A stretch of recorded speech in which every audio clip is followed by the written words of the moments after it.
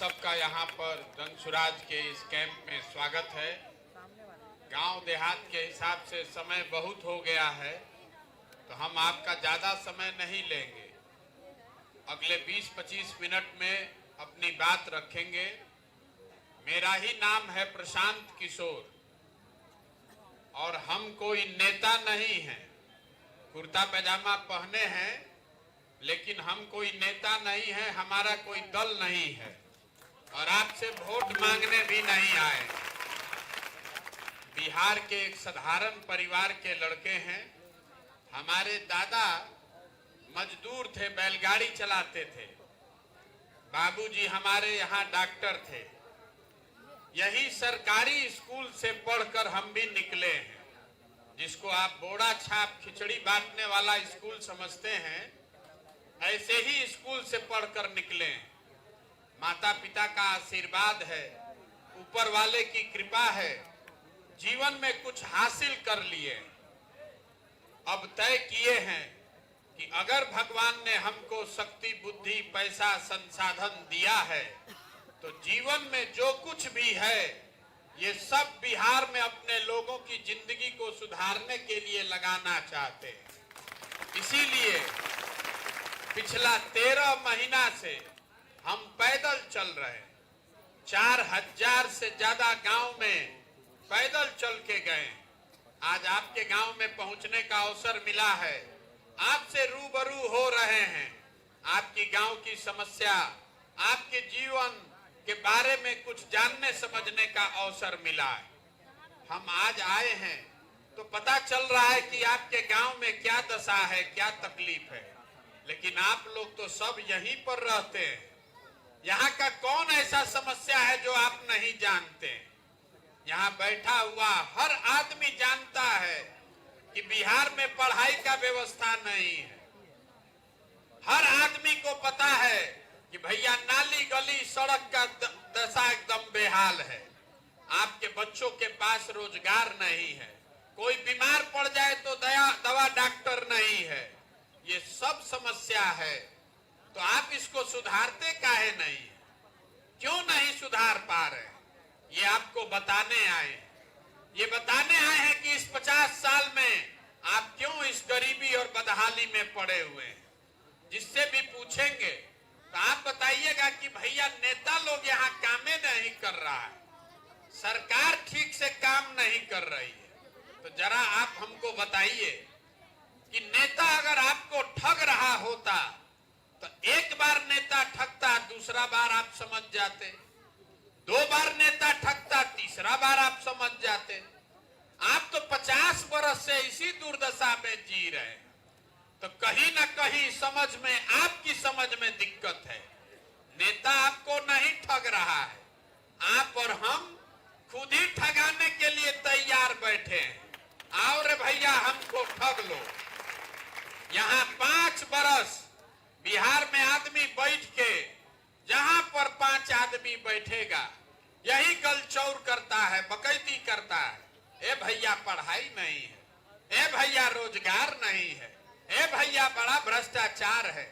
और जहिया वोट देने जाएगा तो ये सब बात भूला जाएगा। वोट के दिन बिहार के आदमी को खाली 4 गो बात समझ में आता है। पहला बात, हमरा जात क्या है और कौन हमरा जात का नेता खड़ा है। वो आदमी चोर हो, बदमाश हो, आपका काम किया नहीं किया, उसी को जाकर वोट दीजिएगा जो आपके जात वाला है। जो जात से बच गया वो धर्म में फंसा। जिसको भी यहाँ लगता है कि बिहार में हर आदमी जात पर वोट दे रहा है, तो आप अपना भ्रम दूर कर लीजिए। अगर बिहार में हर आदमी जात पर वोट देता तो मोदी जी को बिहार में वोट कैसे मिलता? तो जो जात से बचा वो धर्म में फंसा। सारा हिंदू एक हो जाइए। पुलवामा हो गया, पाकिस्तान पर बम गिराना है, मुसलमान को सबक सिखाना है, तो सब हिंदू एक होकर अपना पेट में खाना हो चाहे नहीं, रोजगार हो चाहे नहीं, पढ़ाई हो चाहे नहीं, पुलवामा पाकिस्तान मुसलमान के नाम पर जाकर भाजपा को वोट दिया। जो दोनों से बचा। तो जिसने भी लालू जी का राज देखा है बिहार में, तो कहता है कि भैया 2 रोटी कम खाएंगे, लेकिन लालू जी का राज वापस नहीं आना चाहिए। बड़ा अपराध था। तो लालू जी के डर से जाके भाजपा को वोट देते हैं। और चौथा, हम लोग के मुसलमान भाई लोग हैं, ये लोग का हालत दलित से भी खराब है। ये लोग का बच्चा इतने परेशानी में है। मुसलमान जो है बिहार में, वो दलितों के बाद सबसे ज्यादा गरीब, बदहाल और फटेहाल है। लेकिन ये लोग कह रहा है कि जिए चाहे मर जाए, भाजपा को तो वोट देंगे नहीं। भाजपा तो मुसलमान विरोधी पार्टी है। तो भैया बिहार में बचा को, बिहार में तो 2 ही दल है, एक मोदी जी का भाजपा, एक लालू जी का ललटेन। नीतीश कुमार का तो पते नहीं है कि कितना देर ललटेन पकड़ के लटकेंगे और कब उछल के कमल पर बैठ जाएंगे। तो जो मुसलमान है वो कह रहा है कि जिए चाहे मर जाएं, भाजपा को दे नहीं सकते हैं। तो ललटेने दिख रहा है, इसी में किरासन तेल बन के जलेंगे। आप ईमानदारी से बताइए, इसी 4 चीज पर न वोट पड़ा है। काहे के लिए झूठो गाना गाते हैं? ए भैया पढ़ाई होना चाहिए। अरे काहे के लिए पढ़ाई होना चाहिए? बिहार में किसी को पढ़ाई नहीं चाहिए। बिहार में आपको रोजगार नहीं चाहिए। आपको बंधुआ मजदूरी करने का आदत लग गया है। कोई जात के नाम पर बंधुआ मजदूर बन गया, कोई धर्म के नाम पर बंधुआ मजदूर बन गया। ये पूरी जमात बंधुआ मजदूरों की जमात है। इसीलिए आपके हमारे बच्चे भी मजदूर बनकर घूम रहे हैं। अगर हमारी बात पर भरोसा नहीं हो रहा है, अभी आपसे एक सवाल पूछते हैं, आपको 2 मिनट में समझ में आएगा कि आपके दुर्दशा का कारण क्या है। अभी सीधा एक सवाल पूछेंगे, सब आदमी को बताना है हाँ चाहे ना, हाथ उठाकर। जरा सोच के बताइए, आपके गांव में आप लोग जितने लोग आए हैं, आपका अनुभव, आपकी समझ हमसे बहुत ज्यादा है। जरा सोच के बताइए, आपकी समझ से आपके गांव में और कुछ हो चाहे नहीं, सभी के बच्चों के पढ़ने की व्यवस्था होनी चाहिए कि नहीं होनी चाहिए? होनी चाहिए कि नहीं होनी चाहिए? हम नहीं बोले, आप लोग अभी बोले। आप में से बहुत सारे लोग हैं जो खुद अनपढ़ हैं। कोई अगड़ा है, कोई पिछड़ा है, कोई गरीब, कोई अमीर, कोई महिला, कोई पुरुष, लेकिन सबको पता है कि ना भैया पढ़ाई का तो व्यवस्था होना चाहिए। क्योंकि आप जानते हैं कि अगर आपके बच्चों के पढ़ने की व्यवस्था हो जाए तो उससे आपका जीवन सुधर सकता है। उसके लिए किसी नेता का जरूरत नहीं है। तो अभी जरा सब लोग अपना अपना बच्चा का चेहरा याद कर लीजिए। सब आदमी अपने अपने बच्चों का चेहरा याद कर लीजिए और एक बार अपने बच्चों के नाम पर ईमानदारी से बताइए, आप में से किसने जीवन में एक बार भी बच्चों के पढ़ाई के लिए वोट दिया है? देखिए कैसे गांव पूरा शांत हो गया, सारा हेकड़ी हवा। अभी अगर माइक दे दे तो रात भर यहाँ लोग कहेगा, ए भैया शिक्षा सुधरना चाहिए, ए भैया फैक्ट्री लगना चाहिए। काहे लगना चाहिए? अरे आपको पढ़ाई पर वोटे नहीं देना है। आपको मालूम है कि यहाँ फैक्ट्री लग जाए तो बच्चों को रोजगार मिलेगा, लेकिन आपको फैक्ट्री के लिए वोट नहीं देना है। तो जिस चीज के लिए आप वोट दिए नहीं है, उसके लिए दूसरे को गाली क्यों दे रहे हैं? बिहार के लोगों को सुधरना नहीं है। बहुत आदमी कहता है भैया किसको वोट दे। हम आपको बता रहे हैं, जिसको मन है उसको वोट दे दीजिए। वोट जिसको देना है दीजिए, लेकिन वोट अपने बच्चों के लिए दीजिए। यहाँ के आदमी को वो समझ नहीं है। हम 4000 गांव में घूमते हुए आ रहे हैं, आपके गांव में भी आए। अगर यहाँ 100 को बच्चा मिला होगा, आधा से ज्यादा बच्चों के शरीर पर शुद्ध कपड़ा नहीं है। आपके बच्चों के पैर में चप्पल नहीं है। आपको अपने गांव में बैठे बैठे पुलवामा पाकिस्तान समझ में आ रहा है। लालू जी का लड़का 9वां नहीं पास है, वो मुख्यमंत्री कैसे बनेगा, इसका समीकरण समझ में आ रहा है। मोदी जी का 56 इंच का सीना दिख रहा है, लेकिन अपने बच्चों की दुर्दशा नहीं दिख रही है।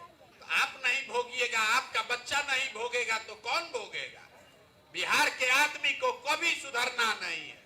हमको कह रहा है कि भैया आप आगे आगे चलिए, बड़ा पढ़े लिखे आदमी है, मेहनत कर रहे हैं, भैया आप चलिए, आपके पीछे हम लोग सब चलेंगे, बिहार सुधारिए। हम आपको हाथ जोड़ रहे हैं, हमको आपका साथ नहीं चाहिए। अरे जिस समाज में लोग अपने बच्चों के साथ नहीं खड़े हैं, आप हमारे साथ क्या खाक खड़ा होइएगा?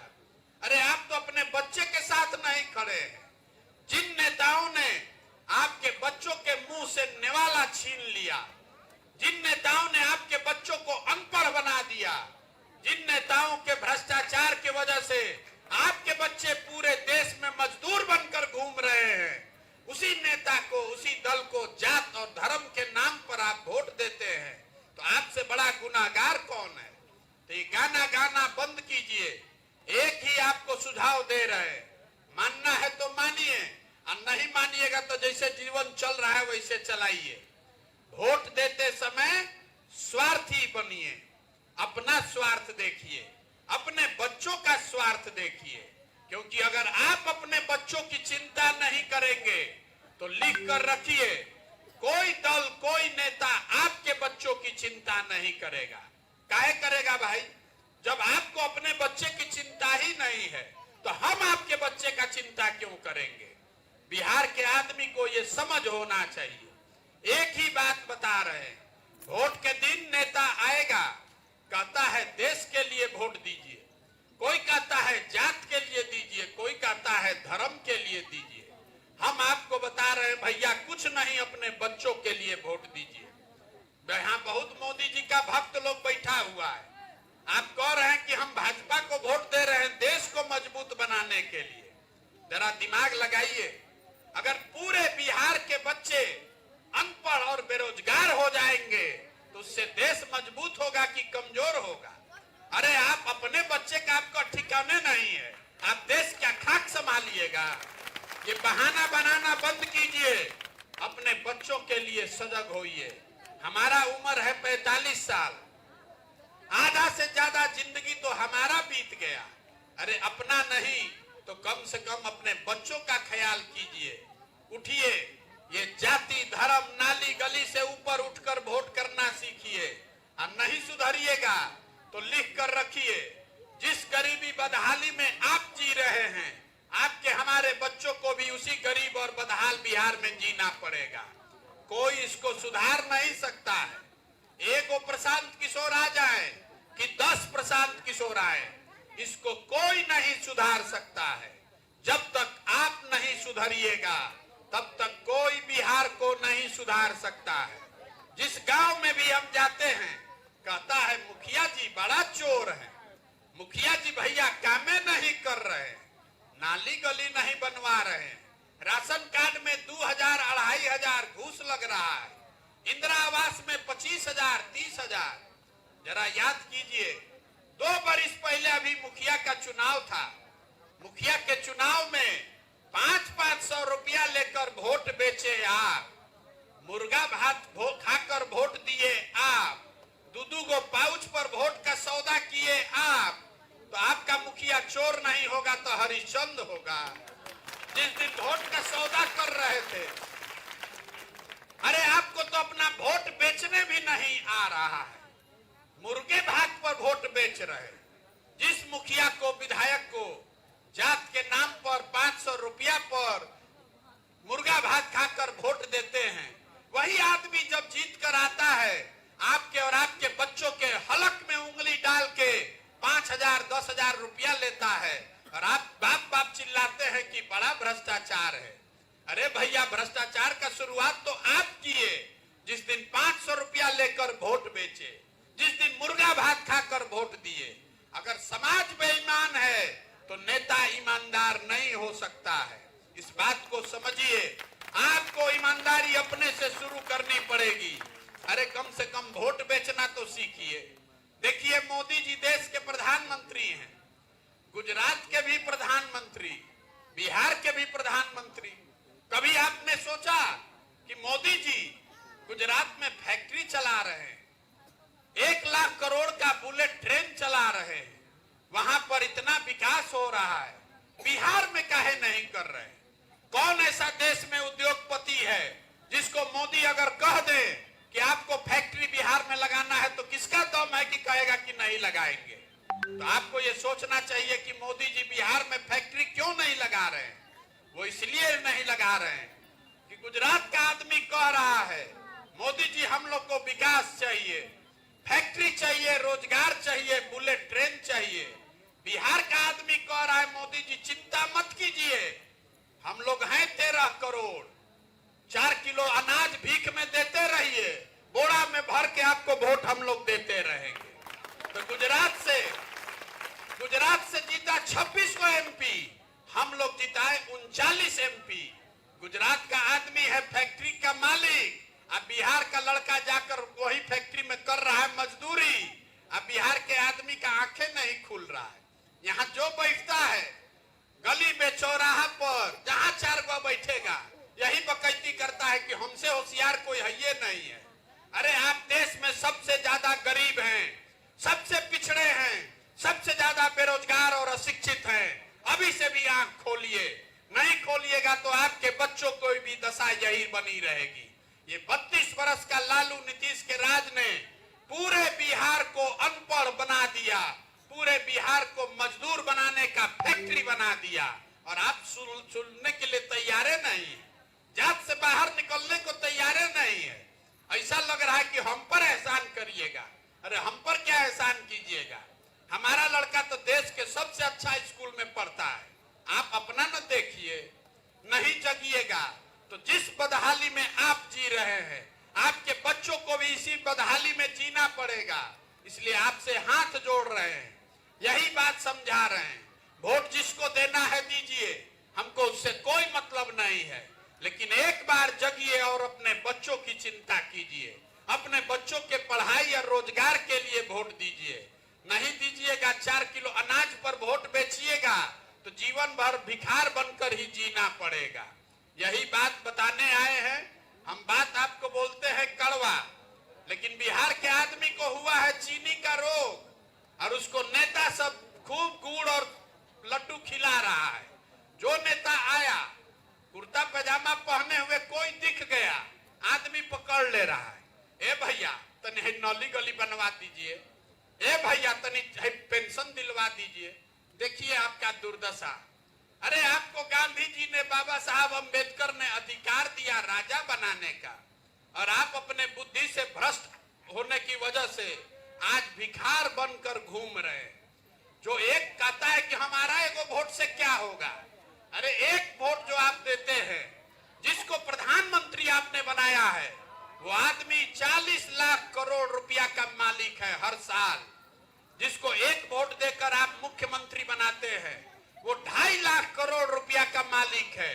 और आप उस एक वोट की कीमत को 4 किलो अनाज पर सौदा कर रहे हैं, नली गली पर सौदा कर रहे हैं। तो आपका दुर्दशा नहीं होगा तो किसका दुर्दशा होगा? 100 रुपया का चीज 1 रुपया में बेचिएगा तो नुकसान आपका नहीं होगा तो किसका होगा? यही बात बताने आए हैं। समझ में आए तो इससे जुड़िए।